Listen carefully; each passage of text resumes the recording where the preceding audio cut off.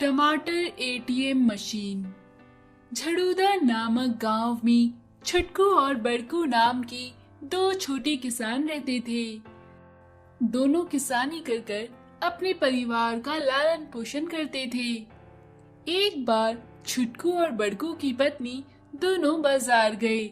बाजार में उन्हें पता चला कि टमाटर 120 रुपए किलो है। छुटकू की पत्नी बड़कू की पत्नी से बोली, इस बार हम भी अपने छोटे से खेत में टमाटर उगाएंगे।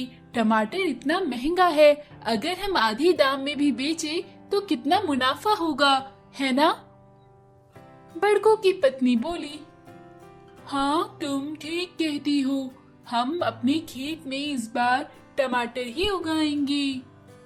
ऐसा कहकर दोनों ने छुटकू और बड़कू से बात की और अपने खेत में टमाटर बोए। टमाटर की फसल लगकर तैयार थी। छुटकू और बड़कू व्यापारी ढूंढने के लिए निकल पड़े। छुटकू और बड़कू एक व्यापारी मनकू के पास गए। मनकू से वो बोले, देखो मनकू जी, हमने अपने खेत में टमाटर बोए हैं, पूरे 3 बोरी टमाटर हैं। आप हमसे टमाटर खरीदे, हम आपको 50 रुपए किलो में बेच देंगे, जबकि टमाटर मार्केट में 120 रुपए किलो है, पता है ना आपको? मनकू व्यापारी बोला, ओ छुटकू, तेरा दिमाग खराब हो गया है क्या? तू जानता भी है हम व्यापारी लोग 10 रुपए किलो में टमाटर खरीदते हैं और फिर अच्छे क्वालिटी के टमाटर शहर जाते हैं, वहाँ ये 150 रुपए किलो बिकते हैं। उसके बाद कुछ ठीक से टमाटर शहर में लोकल एरिया में बेचे जाते हैं, जो 120 रुपए किलो बिकता है। और फिर जो सड़ा गला होता है वो होटल वाले भी 100 रुपए किलो लेके जाते हैं। लेकिन इन सब में हम व्यापारियों का ही फायदा होता है। किसानों से सिर्फ 10 रुपए किलो में ही खरीदा जाता है ये टमाटर। क्या तुझे ये बात पता नहीं है, जो मेरे सामने आके 50 रुपए किलो में अपने टमाटर बेच रहा है?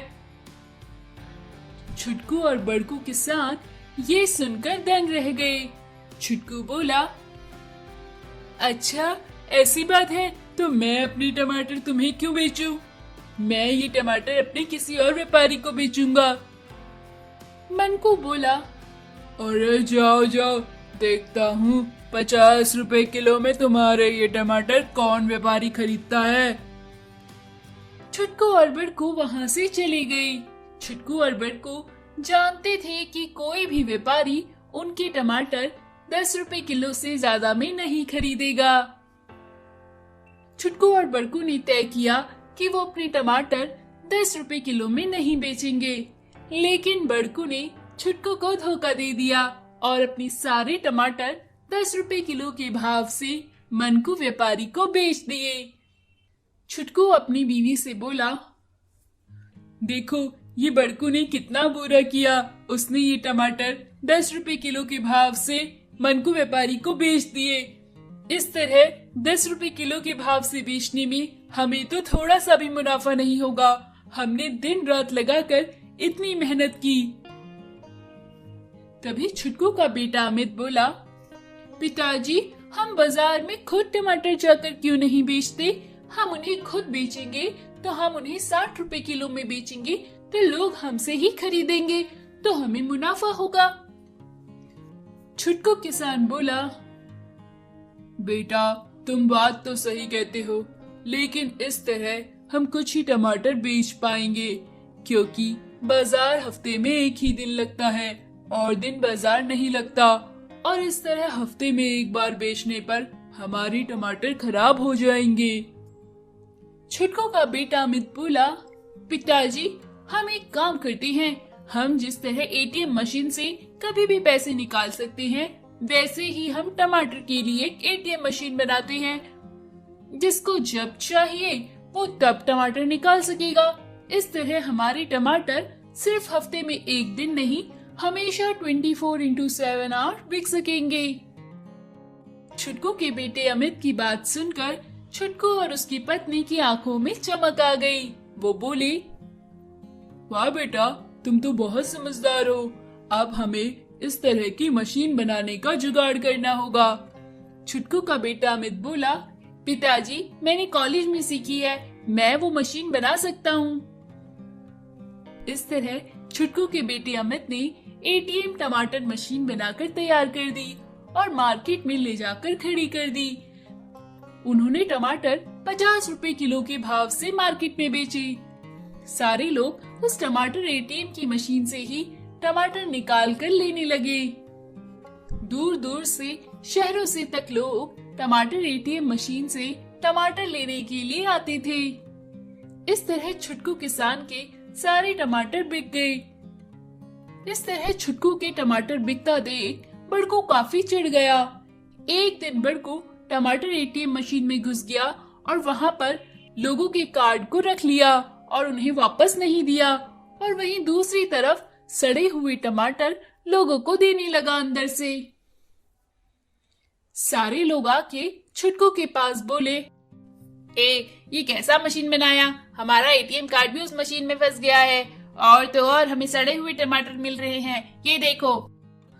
छुटकू बोला, सड़े हुए टमाटर, ऐसा नहीं हो सकता, जरूर कुछ खराबी है। अमित सारी बात समझ गया था कि ये मशीन की गड़बड़ी नहीं है।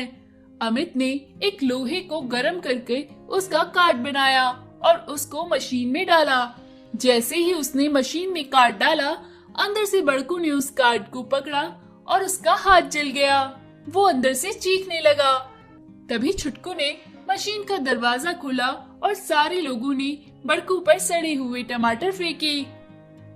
बड़कू ने सारे लोगों से माफी मांगी। उसको ऐसा करने के लिए मनकू व्यापारी ने कहा था, ये बात उसने सबको बताई। सारे लोगों ने मनकू व्यापारी और बड़कू को खूब पीटा। मनकू व्यापारी और बड़कू किसान वो गांव छोड़कर चले गए। Flying horse. मगध राज्य में एक राजा राज करता था। उसका नाम कृष्णदेव था। वह घोड़ों का बहुत शौकीन था। उसे तरह तरह के घोड़े बहुत पसंद थे। उसी राज्य में राजू नाम का एक युवक भी था। वो बहुत गरीब था। उसके पास एक घोड़ा था जिससे वह अपना जीवन यापन करता था। एक बार राजू घोड़े से सामान ढो रहा था। तभी उसका घोड़ा फिसल कर गिर गया और उसका पैर टूट गया। अब राजू एकदम परेशान हो गया और उदास होकर अपने घर के बाहर बैठकर रोने लगा। तभी वहाँ एक साधु आया और साधु राजू से बोला, बेटा मुझे बहुत प्यास लगी है, क्या तुम मुझे पानी पिलाओगे? राजू तुरंत दौड़ता हुआ घर के अंदर गया और एक लोटे में पानी ले आया। उसने पानी साधु को दिया। साधु पानी पीकर बहुत खुश हुआ। साधु वहाँ से जाने लगा।